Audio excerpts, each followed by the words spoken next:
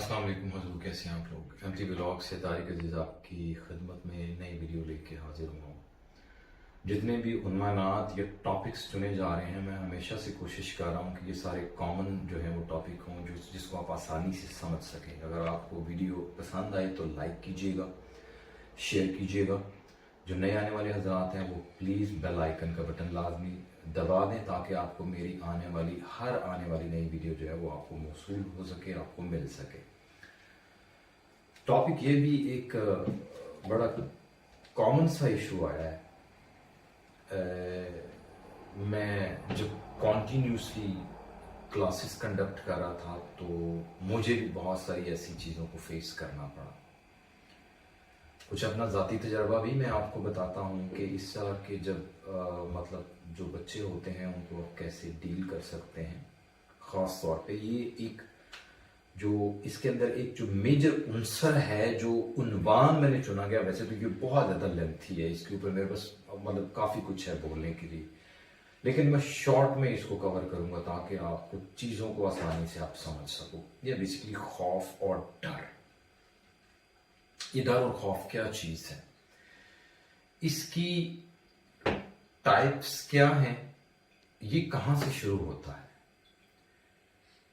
ये शुरू तो आपके घर से हो जाता है और उसके बाद ये आपके आने वाले फ्यूचर में आपकी क्लासेस, आपकी सारी जो स्टडीज है उसको, और फिर आगे आपकी बिजनेस या जॉब लाइफ के अंदर, और फाइनली फिर आपकी मैरिड लाइफ तक जो है आगे भी ये मतलब बहुत मुश्किलात आपके लिए पैदा करता है। सेल्फ कॉन्फिडेंस जो है ना वो बेसिकली इसके ऑपोजिट में आता है।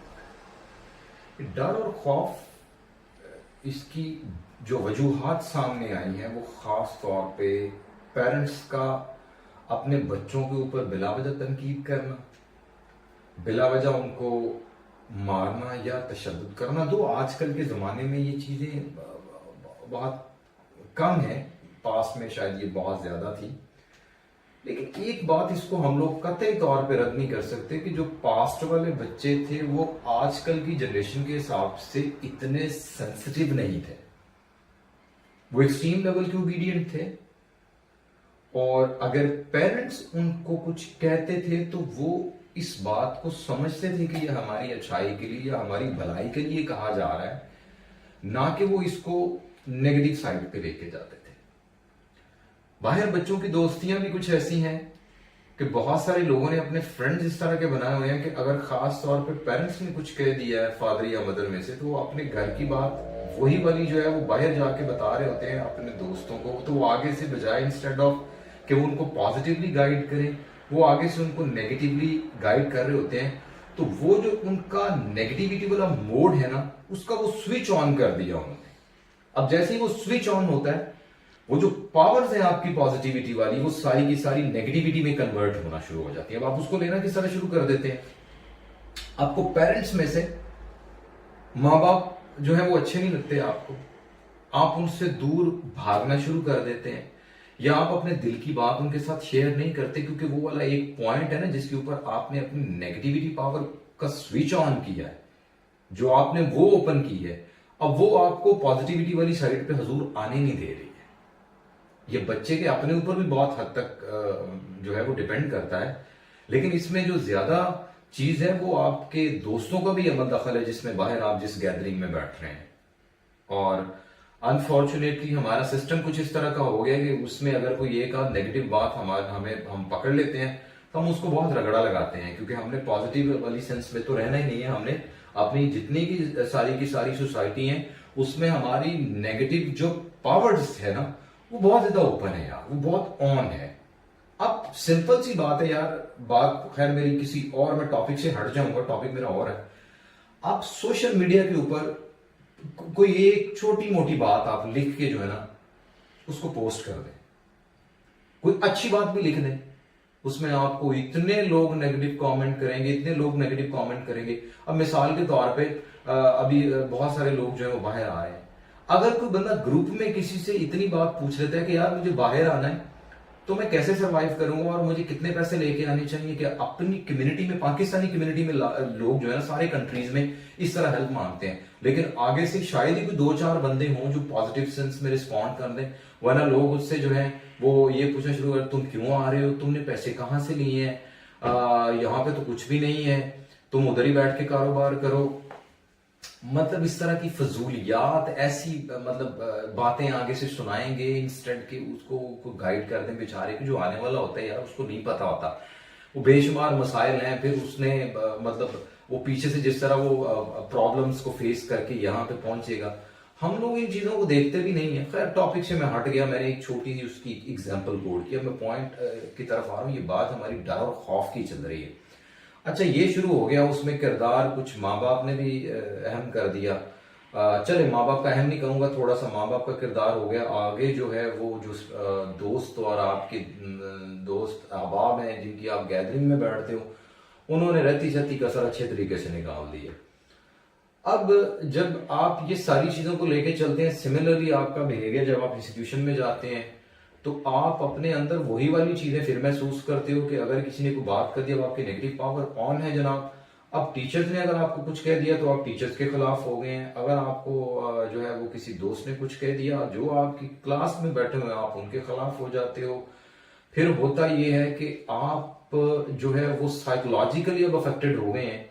अब आप ना तो प्रॉपरली लोगों को हुजूर फेस कर पा रहे हैं, ना ही अपना मुद्दा बयान करने का वल आपको आ रहा है, तरीका आपको आ रहा है, वो भी आप खुद की फीलिंग्स को भी एक्सप्रेस नहीं करना मतलब कर पा रहे जिस तरह आप करना चाह रहे हैं। ये बहुत बड़ा इशू है जिसको हम लोग निकालने के लिए इसके लिए प्रॉपर एक क्योर है यार, इसके प्रॉपर एक इलाज है, इसकी प्रॉपर एक काउंसलिंग है, इसके लिए प्रॉपर एक टाइम चाहिए, फिर अल्लाह रब्बुल करीम से मदद है, फिर इसमें कुछ जिक्र अस्कार भी हैं जो आपको करने हैं इन सारी चीजों से ओवरकम करने के लिए। फिर आपको अपने लोगों का ग्रुप ऐसा चुनना है जिस ग्रुप में यार लोग आपको हमेशा नेगेटिव वाली साइड पे ही चीजें बताते रहते हैं, कुछ पॉजिटिव लोगों का, कुछ मुस्बत लोगों का जो है ना वो आप ग्रुप चुनेंगे जो हमेशा अच्छी बात करते हैं, मतलब आपको अच्छी अखलाकियात सिखाते हैं, आपकी आने वाली लाइफ में उनका किरदार बड़ा होता है। अच्छे दोस्त कभी भी नहीं भूले जाते जो हमेशा आपकी लाइफ में एक अहम किरदार अदा करते हैं।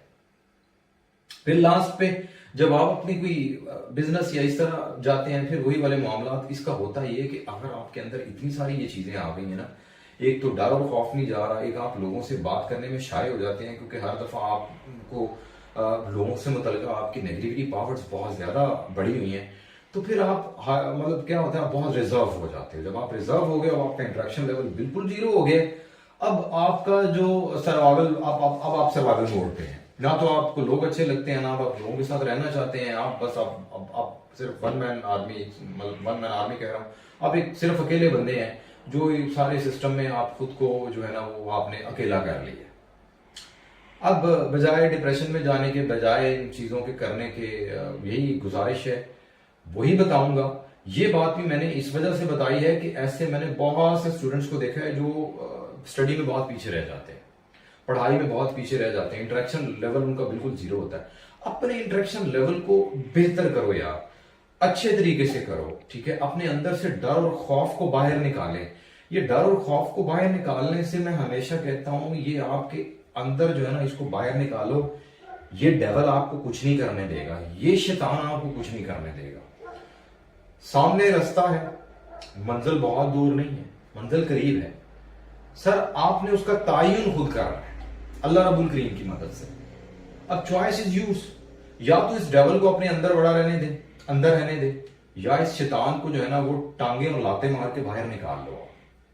आप खुद से कर सकते हो, इट्स अ ब्रेन गेम, ये आपके ऊपर भी है। नमाज पढ़ें, अच्छी बात करें, अच्छी बात फैलाएं, अच्छी बात करना भी सदका जारी और फैलाना भी सदका जारिया है।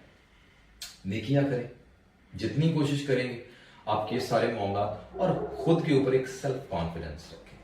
अल्लाह रब्बुल करीम ने इंसान को इतने बेहतरीन सांचे में डाला है, आप यकीन करें ये बेहतरीन है, ये बेहतरीन है, ये बेहतरीन है, जितनी तारीफ करूं इसकी कम है। फिर अल्लाह रब्बुल करीम ने इसको, इंसान को तमाम जो है मखलूकात से अशरफ बना दिया है।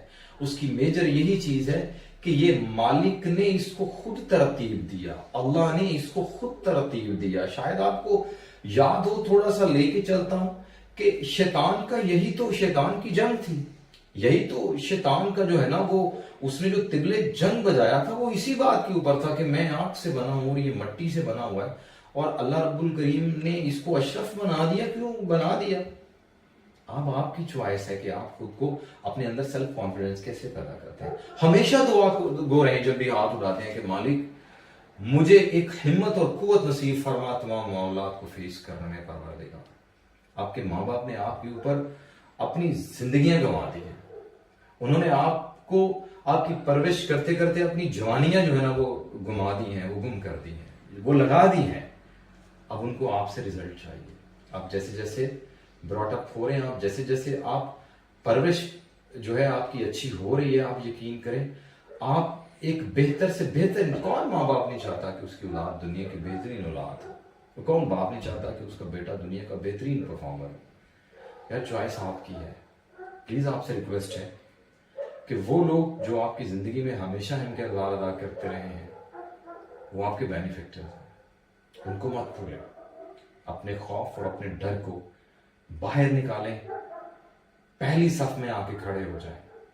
ये आपकी चॉइस है कि आप किस तरह परफॉर्म करते हो, वेदर पीछे या आगे। उम्मीद करता हूं ये वीडियो भी आपको पसंद आई होगी। मुझे इजाजत दीजिए। अस्सलाम वालेकुम वरहमतुल्लाहि वबरकातुहू।